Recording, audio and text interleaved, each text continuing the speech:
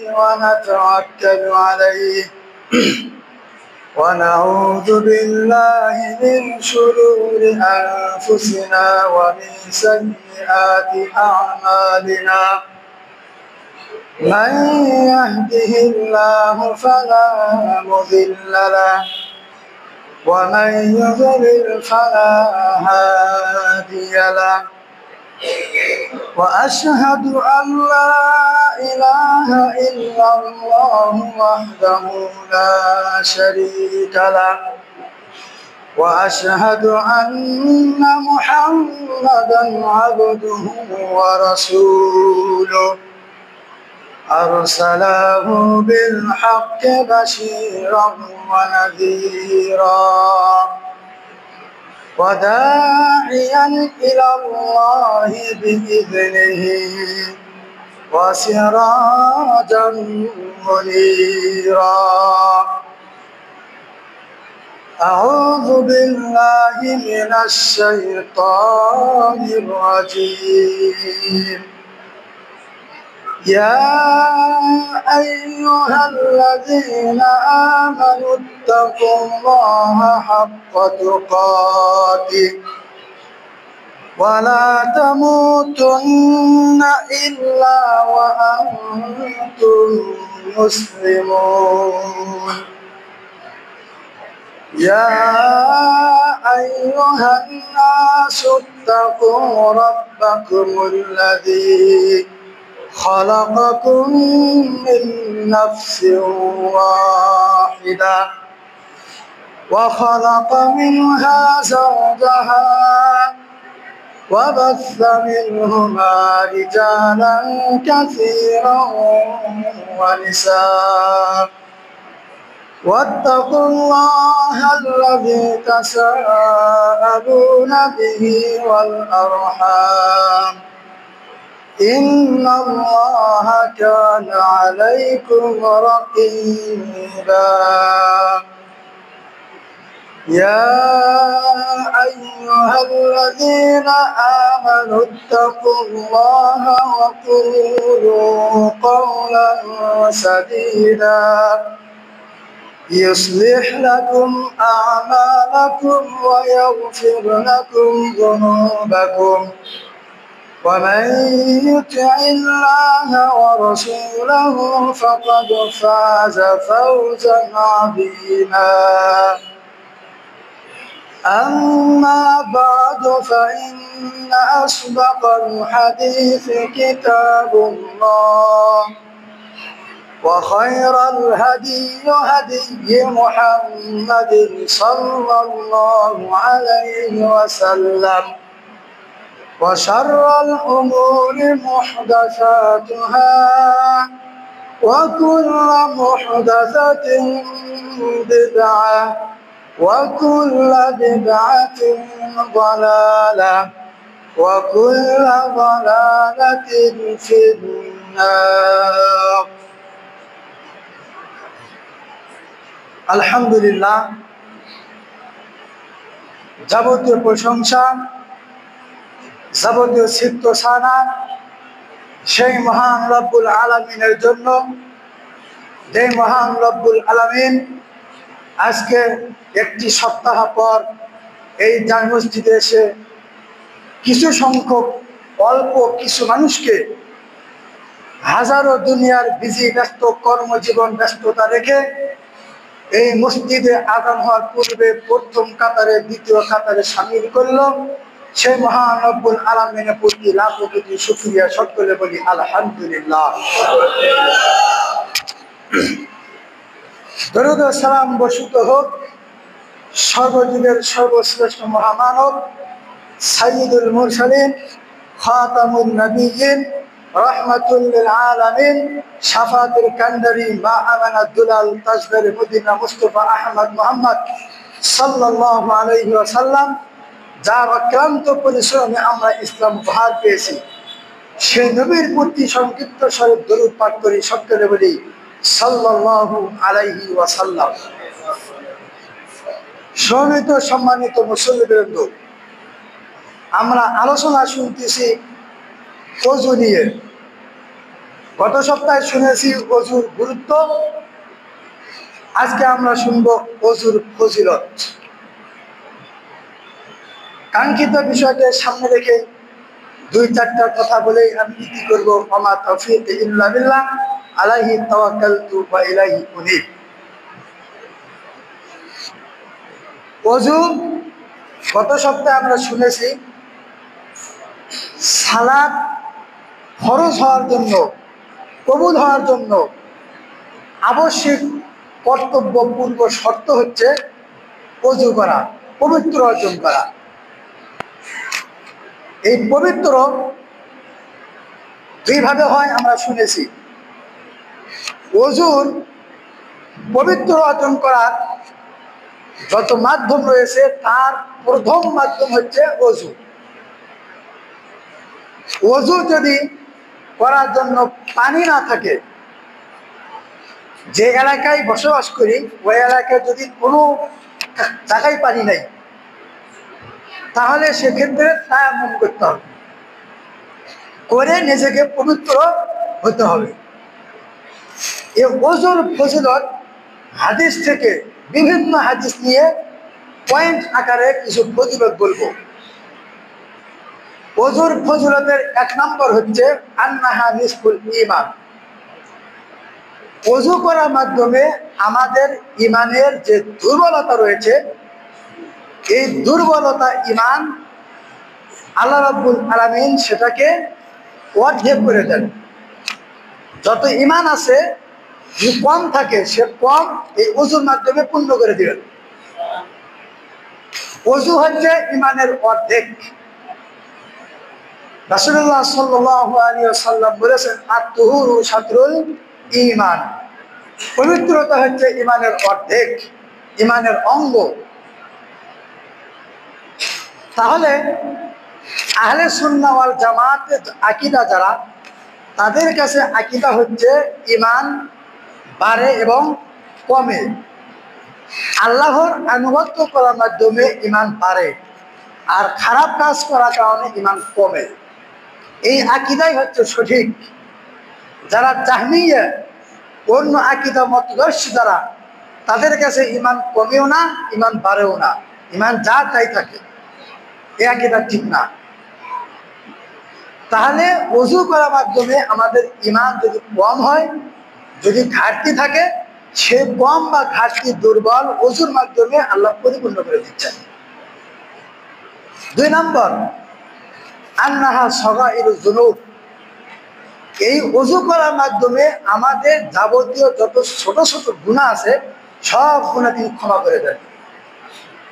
আবু হুরায়রা বর্ণিত, তিনি বলেন, রাসূলুল্লাহ সাল্লাল্লাহু আলাইহি ওয়াসাল্লাম বলেছেন, ইযা তাওয়াজ্জাআল মুসলিমু, যখন কোনো আব্দুল মুসলিমু, যখন কোনো মুসলিম বান্দা ওযু করে, ফাইদা গাসালা ওয়াজহাহু, যখন চেহারা ধৌত করে, খরাজা মিন ওয়াজহিহি কুল্লু খাতিয়াতিন নাযারা ইলাইহা মা কাতিল মা, মুখ ধৌত করার কারণে এই মুখের সাথে আছে চোখ।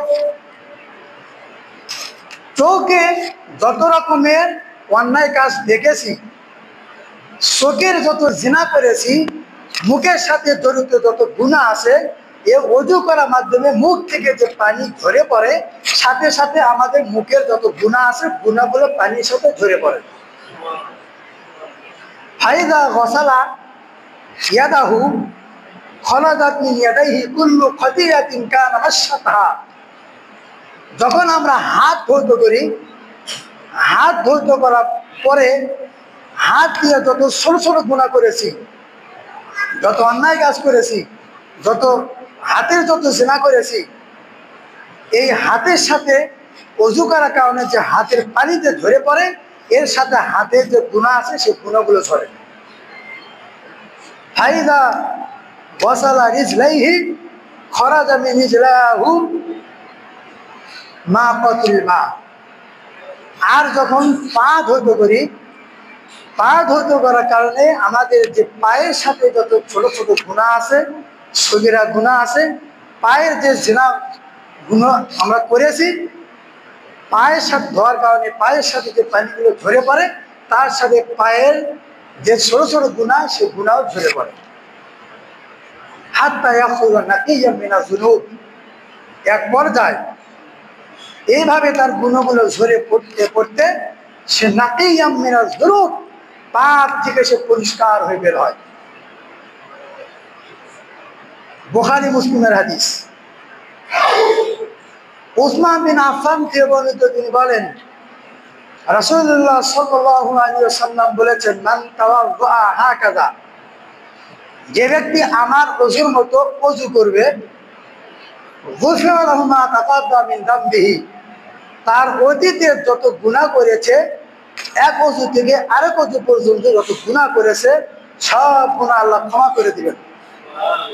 ওয়া কানাত সালাতুহু ওয়া মাশিহি ইলা মাসজিদি নাফিলাতুন, ওযু করার পরে সে ব্যক্তি যে বাড়ি থেকে ওযু করলে মসজিদে হাঁটে হাঁটে আসবে অথবা মসজিদে এসে 2 রাকাত সালাত আদায় করবে, এই সব তার আমলনামায় নফল ইবাদত করলে যে নেকি হবে সে নেকি হবে।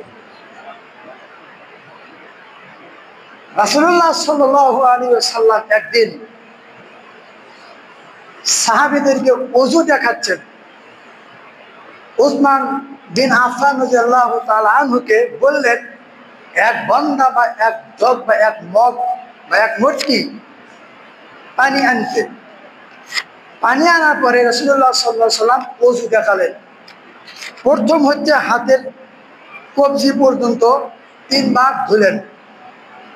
রাসূলুল্লাহ সাল্লাল্লাহু আলাইহি ওয়াসাল্লামের ওযু দেখেন। আজকে আমরা ওযু করি, অধিকাংশের ওযুতে হাতের কনুই বলেন বা পায়ের কাফনু বলেন ভেজে না, শুকনো থাকে। রাসূলুল্লাহ সাল্লাল্লাহু আলাইহি ওয়াসাল্লাম হাতের এই কবজি পর্যন্ত 3 বার ধুলেন। তারপরে মুটকি বলেন, বদনা বলেন, জগ বলেন বা ট্যাপ বলেন বা কল বলেন, এইভাবে পানি নিয়ে মুখে দিতে হবে, ওই পানি নাকে দিতে হবে।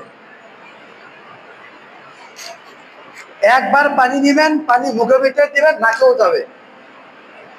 নাক কুলি করার, নাকে পানি নেওয়ার জন্য আলাদা পানি নিতে হবে না। তারপরে রাসূলুল্লাহ সাল্লাল্লাহু আলাইহি ওয়াসাল্লাম মুখ ধৌত করলেন।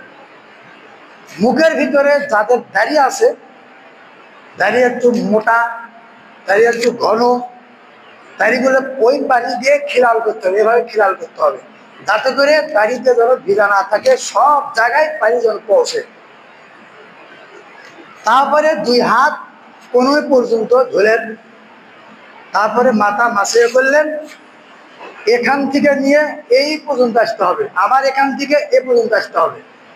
আসার পরে অবশিষ্ট যে পানি থাকবে সে পানি দিয়ে এই 2 আঙ্গুল কানে দিতে হবে।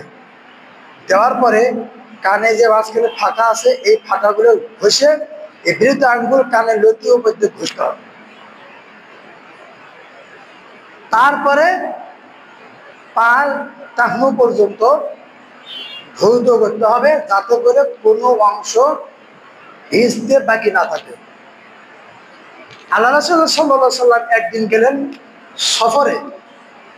সেখানে কিছু সাহাবী ওযু দৃশ্য দেখলেন। দেখতে তার লক্ষ্য হলো পায়ের পাতা ভালো করে ভেজে নাই, শুকনো রয়েছে।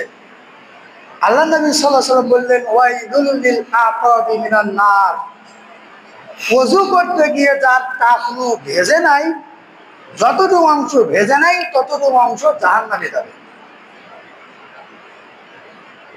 ভালো করে লক্ষ্য করেন,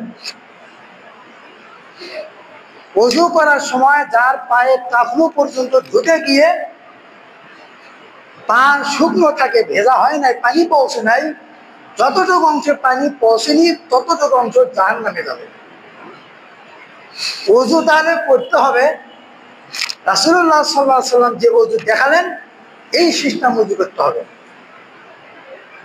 আল্লাহ রাসূল সাল্লাল্লাহু আলাইহি ওয়াসাল্লাম বললেন, মান তাওয়াজ্জা মিসলা ওযুই হাযা, এই যে আমি ওযু দেখালেন এই ওযু যে ব্যক্তি আমার এই ওযু করার মতো ওযু করবে, ফাসাল্লা রাকাতাইন, ওযু করার পরে এসে মসজিদে 2 রাকাত সালাত আদায় করবে, লা ইউহাদ্দিসু ফীহিমা নাফসা, নিজে নিজে কোনো কথা, কোনো দুশ্চিন্তা, কারোর সাথে কোনো কথা বলবে না, তাহলে অতীতে তার যত গুনাহ রয়েছে আল্লাহ পাক তার সব গুনাহ ক্ষমা করে দিবেন। ওযু করার পরে মসজিদে 2 রাকাত সালাত আদায় করবেন, কোনো দুশ্চিন্তা, কোনো ব্যবসা বাণিজ্য, কোনো দুনিয়াবী চিন্তা ভাবনা ছেড়ে দিয়ে ক্ষুদ্র সালাত শেষ হওয়া পর্যন্ত কোনো কথা বলবেন না। তাহলে ওযু করার মাধ্যমে যাবতীয় যত গুনাহ করেছি, হাতের গুনাহ, পায়ের গুনাহ, মুখের গুনাহ, যত গুনাহ সব গুনাহ ক্ষমা করবেন আল্লাহ। 3 নম্বর, আন্নাহু ইয়ারফাউ দারাজাতাল আবদি, এই ওযু করার মাধ্যমে বান্দার মান, সম্মান, মর্যাদা, ইজ্জতকে বৃদ্ধি করে দেন। আবু হুরায়রা বর্ণিত, তিনি বলেন রাসূলুল্লাহ সাল্লাল্লাহু আলাইহি ওয়াসাল্লাম বলেছেন, আলা আদুল্লুকুম আলা মা ইয়ামহুল্লাহু বিহিল খাতায়া ওয়া ইয়ারফাউ বিহি দারাজাত, আমি কি তোমাদেরকে এমন একটা আমল, এমন একটা ইবাদতের কথা বলবো যেটা করলে আল্লাহ রাব্বুল আলামিন তোমাদের গুনাহ ক্ষমা করে দিবেন এবং তোমাদের মান, সম্মান, ইজ্জতকে বৃদ্ধি করে দিবেন। ক্বালু বালা ইয়া রাসূলুল্লাহ, সাহাবীরা বললেন হ্যাঁ অবশ্যই। আল্লাহ রাসূল সাল্লাল্লাহু আলাইহি ওয়াসাল্লাম বললেন, ইসবাগুল উযুই আলাল মাকারি, 3টা কথা বলছেন। 1 নম্বর, ইসবাগুল উযুই আলাল মাকারি, অপছন্দের সময়, কষ্টের সময়, টনটনা কঠিন শীতের সময়, বরফ ঠান্ডার সময় ওযু করতে কষ্ট হয়, ওযু করতে মন চায় না, অথবা কষ্টের সময় ওযু করতে চায় না, ওই কষ্টের সময় ওযু করা। 2 নম্বর, কাসরাতুল খুতা ইলাল মাসাজিদ, মসজিদের জন্য বেশি বেশি পদচারণ করা, মসজিদের জন্য বেশি বেশি আনাগোনা করা। আপনি বাড়ি থেকে মসজিদে আসবেন, বের হয়েছেন, সময় আছে, যতটুকু পরিমাণ 1 পা থেকে আরেক পা ফেলবেন তার চেয়ে একটু আস্তে আস্তে কমে কমে ফেলবেন, যতটুকু পা ফেলবেন ততটুকু মাধ্যমে সৎকার নেকি পাবেন। 3 নম্বর, ওয়ান্তিজারু সালাতি বাদা সালাত, এক সালাত থেকে আরেক সালাতের জন্য অপেক্ষা করে, এক সালাত করতে করতে আরেক সালাতের অপেক্ষা করে, কখন আজান দিবে, আজান দিলেই চলে আসবে। তাহলে 3টি কাজ, কষ্টের সময় ওযু করা, 2 নম্বর বেশি বেশি মসজিদের জন্য পা চলা ফেলা, 3 নম্বর এক সালাত করেই আরেক সালাতের জন্য অপেক্ষা করা। এই 3টি কাজ যে ব্যক্তি করবে, ফাযালিকুমুর রিবাত, ফাযালিকুমুর রিবাত, ফাযালিকুমুর রিবাত, এই 3টি আমলের মাধ্যমেই আল্লাহর সীমান্ত প্রহরী, আল্লাহর সীমান্ত পাহারা দেওয়ার জন্য সে ব্যক্তি প্রস্তুত হয়ে থাকে, তার যাবতীয় গুনাহ এবং মর্যাদা, সম্মান আল্লাহর কাছে দ্বিগুণ হয়ে যায়।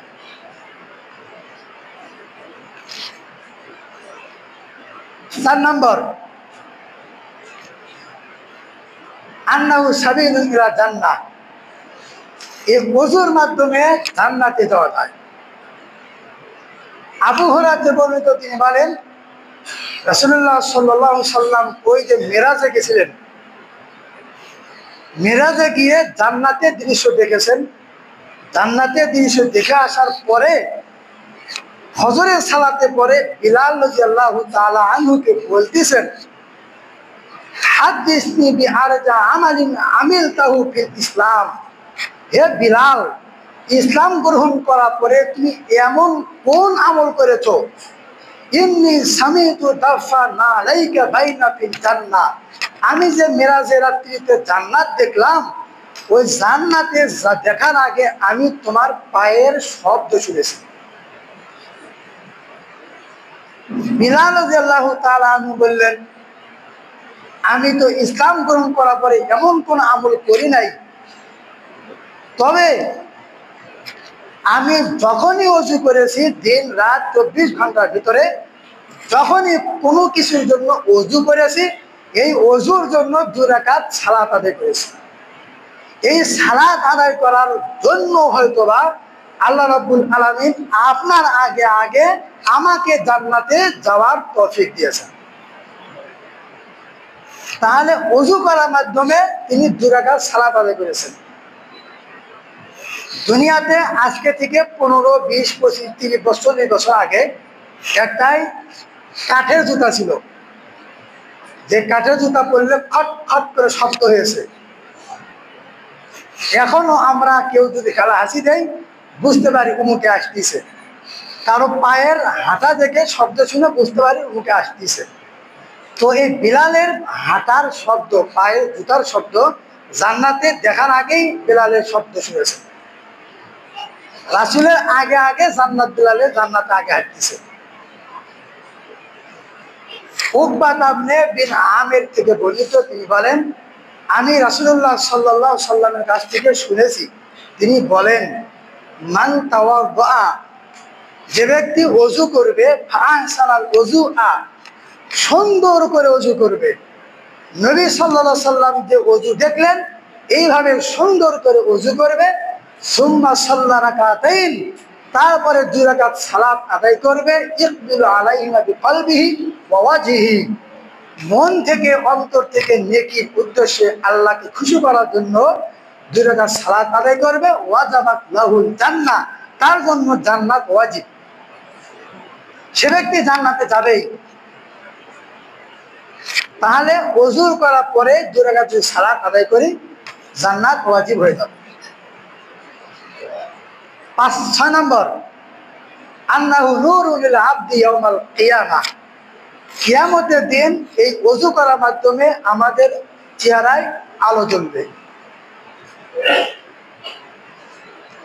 রাসূলুল্লাহ সাল্লাল্লাহু আলাইহি সাল্লাম বলেছেন, তাবলুগুল হিলিয়াতু মিনাল মুমিনিন হাইসু ইয়াবলুগুল ওযু, মুমিন বান্দার ওযুর পানি যত জায়গায় অঙ্গ প্রত্যঙ্গে পৌঁছেছে, সব জায়গায় কিয়ামতের দিন আলো জ্বলবে। একটা টর্চ লাইট, সার্চ লাইট যেমন আলো টিপটিপ করে জ্বলে, চেহারা এরকম আলো জ্বলবে। আবু হুরায়রা বর্ণিত, তিনি বলেন, রাসূলুল্লাহ সাল্লাল্লাহু আলাইহি সাল্লাম বলেছেন, ইন্না মিন উম্মতি ইয়াতুনি ইয়াওমাল কিয়ামাতি হুররা মুহাজ্জালিনা মিন আথারিল ওযুই, ফামান ইসতাতাআ আইয়ুতিলা হুররাতাহু ফালইফআল। নিশ্চয় আমার এই উম্মত কিয়ামতের দিন ওযুর চিহ্ন নিয়ে উঠবে। যে জায়গায় ওযুর পানি পৌঁছেছে সে জায়গায় আলোকিত হবে। যে চায় তার অঙ্গ প্রত্যঙ্গগুলো আলো জ্বলুক, তাহলে যতটুকু ধুতে বলেছে তার চেয়ে বেশিও ধুতে পারবে। মানে হাত কোণে পর্যন্ত ধোয়ার নিয়ম। আপনি যদি কিয়ামতের দিন ওযু করার মাধ্যমে অঙ্গ প্রত্যঙ্গ আলোকিত হবে, আলো জ্বলবে, এই উদ্দেশ্যে বেশি ধরারও ধুতে পারবেন, এটা বলছেন। 7 নম্বর, আন্নাহু তুমাইয়িজু উম্মাতুন ইনদা উরুদিল হাউজ, হাউজে কাউসার যে পানি পান করাবেন, সেখানে উম্মতকে পার্থক্য করবেন, উম্মতকে আলাদা করবেন এই ওযুর চিহ্নের মাধ্যমে। আবু হুরায়রা বর্ণিত, তিনি বলেন, রাসূলুল্লাহ সাল্লাল্লাহু আলাইহি ওয়াসাল্লাম আতাল মাকবুরাতা, একটা কবরস্থানে আসলেন। ফাকালা, কবরবাসীর উদ্দেশ্যে তিনি বললেন, আসসালামু আলাইকুম দারি কওমিন মুমিনিন, হে কবরবাসী, কবর মুমিন সম্প্রদায়, তোমাদের উপরে আল্লাহর পক্ষ থেকে শান্তি বর্ষিত হোক। ওয়া ইন্না ইনশাআল্লাহু বিকুম লালাহিকুন, আল্লাহ চাহে তো তোমরা আগে গেছো, আমরা পরে আসতেছি, অবশ্যই তোমাদের সাথে সাক্ষাৎ করব। ওয়াদিতু লাউ আন্না ক্বাদ রাআইনা ইখওয়ানানা, আল্লাহ নবী সাল্লাল্লাহু আলাইহি ওয়াসাল্লাম বললেন, আমার ইচ্ছা হয়, আমি চাই যদি আমি আমার ভাইদের সাথে দেখা করতে পারতাম। ক্বালু আওয়ালাসনা ইখওয়ানাকা ইয়া রাসূলুল্লাহ, সাহাবীরা বললেন, হে আল্লাহর নবী, আমরা কি আপনার ভাই নই? আল্লাহ নবী সাল্লাল্লাহু আলাইহি ওয়াসাল্লাম বললেন, না, আনতুম আসহাবি, তোমরা আমার ভাই নও, তোমরা হতো আমার সাহাবী, তোমরা হতো আমার বন্ধু, তোমরা হতো আমার সাথী। ওয়া ইখওয়ানানা আল্লাযীনা লাম ইয়াতু বা'দু, আমার ভাই হচ্ছেন তারাই যারা এখনো আসে নাই, তোমাদের পরে যারা আসবে আমরা আমরা হচ্ছি তার ভাই, আমাদেরকে তিনি ভাই বলে আখ্যায়িত করেছেন। সাহাবীরা তাকে বললেন, কাইফা তুরাফু মান লাম ইয়াতি মিন উম্মাতিকা ইয়া রাসূলুল্লাহ, হে আল্লাহ রাসূল, আপনার উম্মত, আপনার ভাই যারা আমাদের পরে আসবে, আপনি তাদেরকে ওই হাউজে কাউসারে কিভাবে চিনবেন? আল্লাহ নবী সাল্লাল্লাহু আলাইহি ওয়াসাল্লাম বললেন, আরাইতু লাউ আন্না রাজুলান লাহু খায়রুন গুররুন মুহাজ্জারাতুন বাইনা যহরি বুহমুন দুহমুন আলা ইয়ারিফ খাইলাহু, একজন ব্যক্তির ঘোড়া রয়েছে, ঘোড়ার পাল রয়েছে, লাল রঙের কপালে দাগ দেওয়া ঘোড়া, ওই লাল রঙের কপালে দাগ দেওয়া ঘোড়ার ভিতরে যদি একটা ঘোড়ার কপালে সাদা রং থাকে, যদি সাদা কোনো দাগ থাকে, পায়ে যদি সাদা দাগ থাকে, তাহলে ওই মালিক কি ঘোড়া দেখে চিনতে পারবে না? সাহেবেরা বললেন, হ্যাঁ অবশ্যই চিনবে, মালিক তার ঘোড়াকে চিনবে। বিশ্ব নবী মুহাম্মদ সাল্লাল্লাহু আলাইহি ওয়াসাল্লাম বললেন, সাহাবীরা রে শোনো শোনো শোনো, কিয়ামতের দিন, ওই হাউজে কাউসারের দিন আমি আমার উম্মতকে চিনবো, ফাইন্নাহুম ইয়াতুনা গুররান মুহাজ্জালিনা মিনাল উযু, কিয়ামতের দিন, হাউজে কাউসারের দিন আমার উম্মতকে আমি চিনবো, তাদের চেহারায় ওযুর চিহ্ন থাকবে, ওযুর চেহারায় ওযু যেখানে পৌঁছেছে সেখানে আলোকিত হবে, উজ্জ্বল হবে।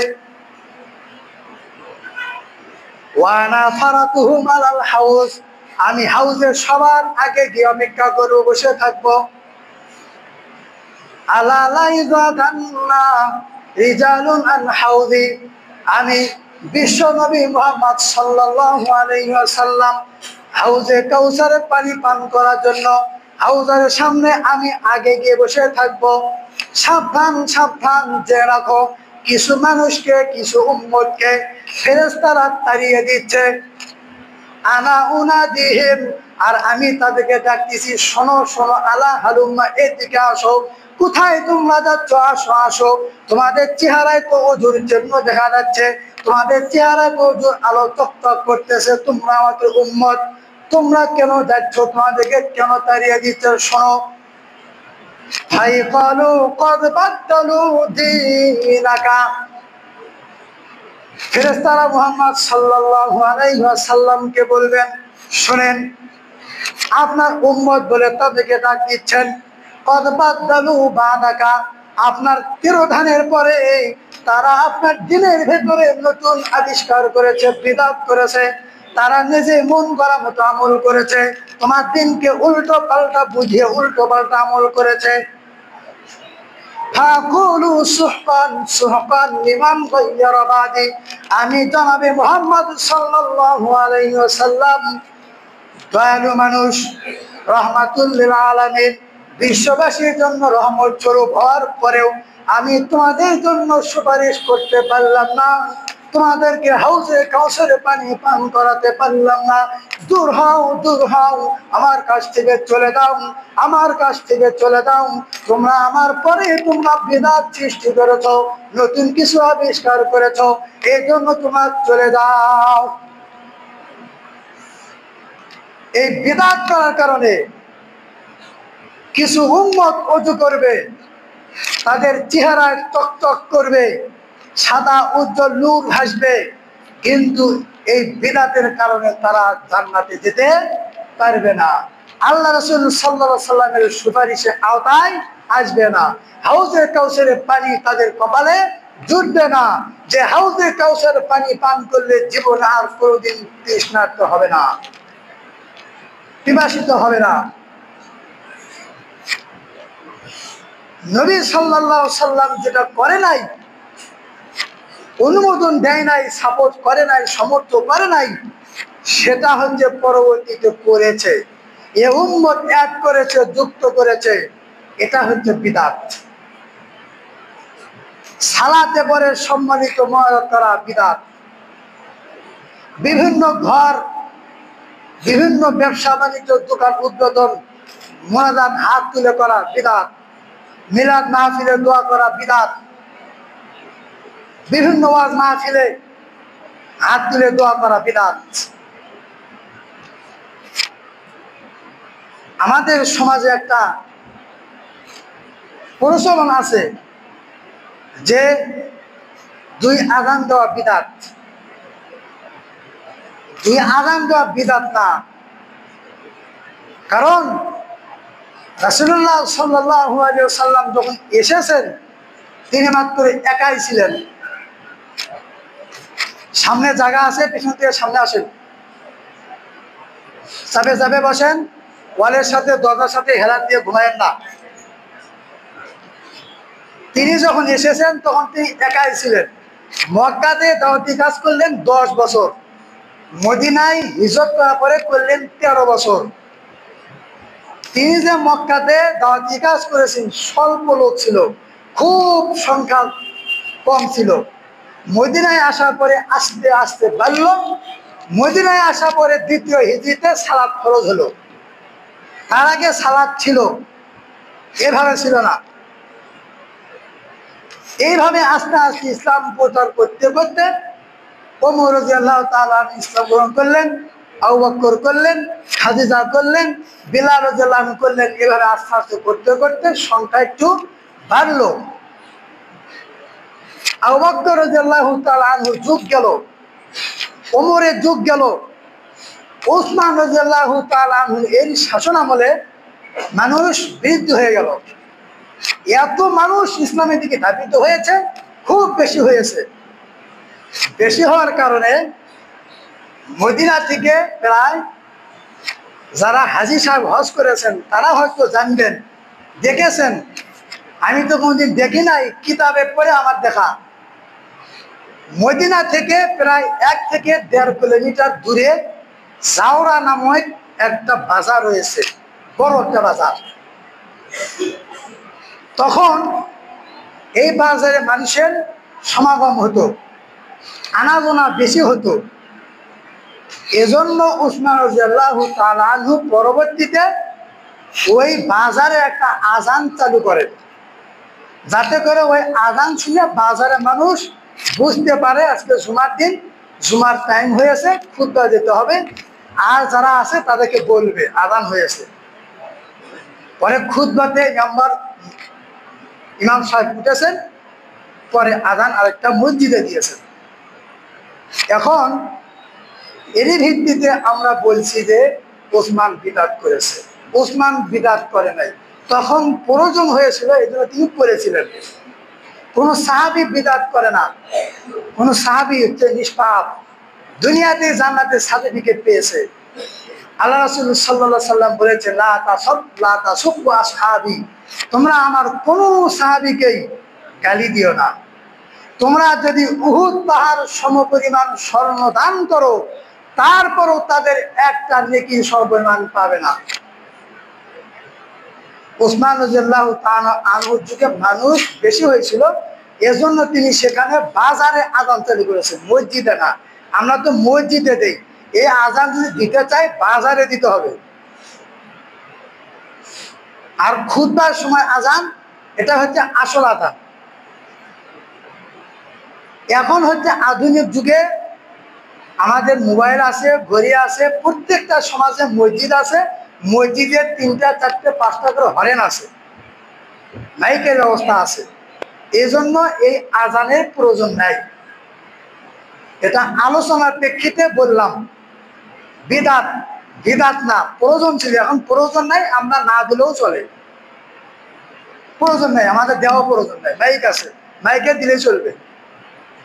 তো বলছিলাম, ওই হাউজে কাউসারের সময় যারা বিদআত করতেছি, যারা নিজে মন গড়া মতো আমল করতেছি, দিনকে উলট পালট করতেছি, তারা যত ওযু করেন, যত সালাতি আদায় করেন, ওই হাউজে কাউসারের পানি পান করতে পারবেন না, সুপারিশ পারবেন না, জান্নাতে যেতে পারবেন না।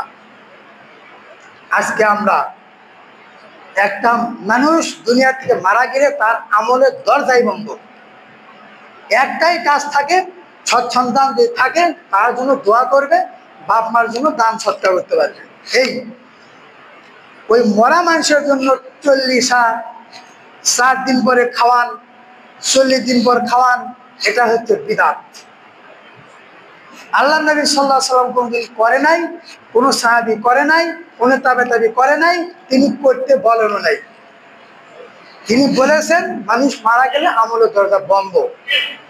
তার যদি সুসন্তান থাকে, আদর্শবান সন্তান থাকে, তার জন্য দোয়া করতে পারবে বা আমার জন্য দান সৎকার করতে পারবে, এই অপশন, আর কোনো অপশন নাই। আল্লাহ রাব্বুল আলামিন আমাদের সকলকে সঠিকটা বুঝে সঙ্গতে আমল করার তৌফিক দান করুক বলে আমিন। ওযু করার কারণে আরেকটা ফজিলত আছে, শেষ করি। আন্নাহু হিলুন উকদা শাইতান। ওযু করার কারণে শয়তানের যত গীতা আছে, শয়তান মানুষের রগে রগে যত গীতা ফেলে দেয়, এই ওযু করার মাধ্যমে খুলে দেয়। আবু হুরায়রা বর্ণিত, তিনি বলেন রাসূলুল্লাহ সাল্লাল্লাহু আলাইহি ওয়াসাল্লাম বলেছেন, ইয়াকুদু শাইতানু আলা কাফিয়াতি রাসি আহাদিকুম ইযা হুয়া নামা সালাসা উকদা ইয়াজিদ কুল্লু উকদাতিন আলাইকা লাইলুন তাবিদুল ফারকুত। মানুষ যখন ঘুমিয়ে যায় তখন শয়তান তার এই কাঁধে 3টা গিট মারে, 3টা গিটও মারে। প্রত্যেকটা গিটায় গিটায় বলে দেয়, আলাইকা লাইলুন তাবিদুল ফারকুত। যখন সারা রাত ঘুম হয় না, 3টার পরে 4টার পরে যখন আজানের 1 ঘন্টা আধা ঘন্টা থাকে, তখন ঘুম ধরে। সারা রাত ঘুম পারেন, আজানের আগে শয়তান আপনাকে জাগিয়ে দেয় না। শয়তান কয় যে আরো রাত আছে, ঘুমা, আরো লম্বা রাত আছে, ঘুমা। এক মসজিদে আজান দিচ্ছে, আরো মসজিদ বাকি আছে, ঘুমা। সব মসজিদ বাকি হলে ঘুমা, আজান শেষ, এখন আর নামাজ পড়ে কি ঘুমা। এই 3টা গিটো মারে আর গিটা গিটা বলে ঘুমা ঘুমা ঘুমা। ফায়দা ইস্তাইকাযা ফাযাকারাল্লাহ ইন হাল্লাত উকদা। যখন ঘুম থেকে উঠে আলহামদুলিল্লাহিল্লাযী আহইয়ানা বা'দা আমাতানা ওয়া ইলাইহিন নুশুর, এই দোয়া পাঠ করবেন, একটা গিটা খুলে যাবে। ওয়া ইযা তাওয়াজ্জা ইন হাল্লাত উকদা। আর যখন ওযু করবেন, ওযু করার কারণে আরেকটা গিটা খুলে যাবে। ওয়া ইযা সাল্লা ইন হাল্লাত উকদা। আর যখন সালাত আদায় করবেন তখন আরেকটা গিটা খুলে যাবে। 3টা 3 কারণে খুলে যাবে। ফাসবাহা নাশীতান তিবান নাফস। তখন তুমি সকালে ফজর নামাজ পড়তে পারবা, সকালে তুমি শান্তি পাবে, তোমার মনে উৎফুল্ল প্রফুল্ল থাকবে। আর যদি দোয়া না করো, ওযু না করো, সালাত আদায় না করো, তোমার 3টা গীত থেকেই যাবে। সকালে তুমি ঘুম থেকে খারাপ অবস্থায় উঠবা, তোমার মন ভালো থাকবে না, মনে ফুর্তি থাকবে না, আনন্দ থাকবে না, মন হইতে উৎফুল্ল থাকবে না, মনের ভিতরে অন্য কিছু চিন্তা হবে। আল্লাহ রাব্বুল আলামিন আমাদের সকলকে এই যে ওযু, এই ওযুটা আল্লাহ নবী সাল্লাল্লাহু আলাইহি সাল্লাম যেভাবে যে বললেন ওযু সিস্টেম, নিয়ম, এই নিয়মে যেন আমরা সকলেই করতে পারি এবং সঠিকভাবে যতটুকু আমল করব, এই আমল যেন আমরা রাসূলুল্লাহ সাল্লাল্লাহু আলাইহি সাল্লামের পদ্ধতিতে অনুযায়ী করতে পারি। আল্লাহ তুমি আমাদের সকলকে সেই তৌফিক দান করো বলে আমিন।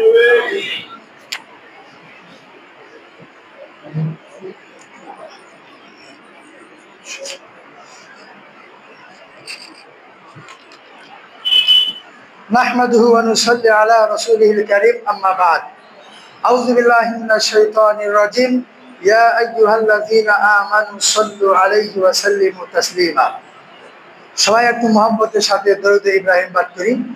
আল্লাহুম্মা সাল্লি আলা মুহাম্মাদ ওয়া আলা আলি মুহাম্মাদ কামা সাল্লাইতা আলা ইব্রাহিম ওয়া আলা আলি ইব্রাহিম ইন্নাকা হামিদুম মাজিদ। আল্লাহুম্মা বারিক আলা মুহাম্মাদ ওয়া আলা আলি মুহাম্মাদ কামা বারাকতা আলা ইব্রাহিম وعلى آل إبراهيم إنك حميد مجيد। আল্লাহ রাব্বুল আলামিন আমরা যারা যতটুকু ইবাদত করতেছি, আমল করতেছি, এই আমল যেন আমরা আল্লাহ রাব্বুল আলামিনের নিয়মে করতে পারি। বেশি করা প্রয়োজন নেই, কমও করা প্রয়োজন নেই। আল্লাহ নবীকে এসে একজন সাহাবী জিজ্ঞাসা করলেন, আমি জান্নাতে যেতে চাই, জান্নাতে যাওয়ার জন্য কি কাজ করতে হবে? তিনি বললেন, ফরজ সালাত আদায় করো। সাহাবী বললেন, তার চেয়ে অন্য কিছু নফল চাইলে করো, না চাইলে না করো। তারপরে বললো যে তুমি ফরজ সিয়াম আদায় করো। তারপরে অন্য কিছু নফল চাইলে করো, না চাইলে না করো। হালালকে হালাল মানো, হারামকে হারাম হিসাবে মানো, তাহলেই জান্নাতে যেতে পারবা। সাহাবী বললেন, যা বললেন তাই করব, তার চেয়ে বেশিও করবো না, তার চেয়ে কমও করবো না। আল্লাহ নবী সাল্লাল্লাহু আলাইহি সাল্লাম বললেন, যদি সত্য কথা বলে থাকো আর যদি আমল করে থাকো, এর উপরে জান্নাতে যাবে। বললাম ফরজ সালাত, ফরজ যে ইবাদত, এই ইবাদত যদি আমরা অক্ষরে অক্ষরে যখন তখন যেভাবে করতে বলেছেন সেভাবে করতে পারি, বেশি না করলাম, যেভাবে নবী শিক্ষা দিয়েছেন সেভাবে যদি করতে পারি, তাহলে ইনশাআল্লাহ আল্লাহ রাব্বুল আলামিন জান্নাতে যাওয়ার আশা আমরা রাখতে পারি। আল্লাহ রাব্বুল আলামিন আমাদের সকলকেই যে জান্নাত থেকে আমরা বহিষ্কার হয়ে এসেছি, আমরা যেন সেই জান্নাতে আবার যেতে পারি, তৌফিক দান করুক, বলি আমিন। আমাদের মাঝে যারা জানা অজান অসুস্থ রয়েছে, প্রত্যেক অসুস্থ ব্যক্তিকে সাফায়ে কামিল আজিলা দান করো, বলি আমিন। যারা ঋণগ্রস্ত, প্রত্যেকের ঋণকে তুমি পরিশোধ করার ব্যবস্থা করো, বলি আমিন। যারা দেশে বিদেশে যারা যেভাবে রুজি রোজগার করছি, আমাদের প্রত্যেকের রুজিতে কামায় বারাকা দান করো, বলি আমিন। যার মনে সদিচ্ছা, আমাদের সমস্ত সদিচ্ছা, সব ব্যক্তির সদিচ্ছা তুমি কবুল করো, বলি আমিন। আল্লাহ রাব্বুল আলামিন অন্ধকার কবরে যারা চলে গিয়েছে, আদম পিতা থেকে শুরু করে আজকে পর্যন্ত অন্ধকার কবরে যারা গিয়েছে, সমস্ত কবরবাসীর কবর আযাব মাফ করে দিয়ে জান্নাত নসিব করো, বলি আমিন। আল্লাহ রাব্বুল আলামিন জমিনে বালা জমিনে টেপে দিয়ে, আসমানে বালা আসমানে উঠা নিয়ে আমাদের সমস্ত ব্যক্তিকে বালা মুক্ত রাখার তৌফিক দান করো, বলি আমিন। আল্লাহ রাব্বুল আলামিন আমাদের যারা যে সমস্যায় ভুগছি, তুমি আমাদের সমস্যা দূর করো, বলি আমিন। আল্লাহ রাব্বুল আলামিন আমরা প্রত্যেকেই যেন 5 ওয়াক্ত সালাত গুরুত্ব সহকারে জামাতে যেন আদায় করতে পারি, সকলকে সে তৌফিক দান করো, বলি আমিন। আল্লাহ রাব্বুল আলামিন আমরা যেন আমাদের সন্তানকে ভবিষ্যতে কোরআন শিক্ষা দিয়ে, মক্তবে পাঠিয়ে, ইসলাম শিক্ষা দিয়ে, দোয়া কালাম শিক্ষা দিয়ে তাদেরকে যেন একটা আদর্শবান সন্তান হিসেবে গড়ে তুলতে পারি, সকলকে সে তৌফিক দান করে, বলি আমিন। আল্লাহ রাব্বুল আলামিন আমরা জেনে না জেনে, বুঝে না বুঝে, দিনে রাতে অন্ধকারের সামনে পিছিয়ে ডাইনে বামে যত গুনাহ করেছি, তুমি আমাদের সমস্ত গুনাহ তুমি মাফ করে দাও। আল্লাহ রাব্বুল আলামিন তুমি গফুর, তুমি গফফার, তুমি সাত্তার, তুমি আমাদের গফুরের এই নাম ধরে তোমাকে বলছি, তোমাদের সমস্ত গুনাহ যা করেছি আমাদেরকে গুনাহ মাফ করে দিয়ে তুমি আমাদেরকে গুনাহ থেকে মুক্তি দাও, বলি আমিন। রব্বানা যালামনা আনফুসানা ওয়া ইল্লাম তাগফির লানা ওয়া তারহামনা লানাকুনান্না মিনাল খাসিরিন। রব্বানা আতিনা ফিদ দুনিয়া